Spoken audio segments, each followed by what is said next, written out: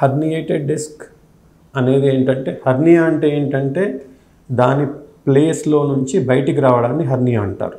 So మనకు surgical వేస్లో చూస్తే మనకు జనరల్ సర్జరీ విభాగంలో కూడా హర్నియా అని ఉంటుంది, అంబలికల్ హర్నియా అంటాము. అట్లానే డిస్క్లో కూడా హర్నియా అనే పదం వాడచ్చు, కానీ డిస్క్ హర్నియేషన్ అన్న స్లిప్ డిస్క్ అన్న ఒకటే.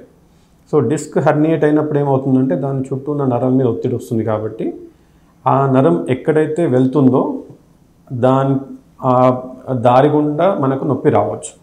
ఒక్కొక్కసారి ఏమవుతుందంటే డిస్క్ అనేది చాలా ఎక్కువ అమౌంట్లో, లైక్ మ్యాసివ్ డిస్క్ ప్రొలాప్స్ అంటాం.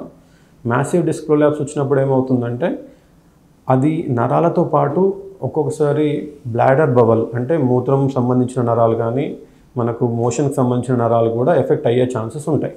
అప్పుడు ఆ మ్యాసివ్ డిస్క్ ప్రొలాప్స్లో మనకు కంపల్సరీ సర్జరీ అవసరం పడే ఛాన్సెస్ కూడా ఉంటాయి.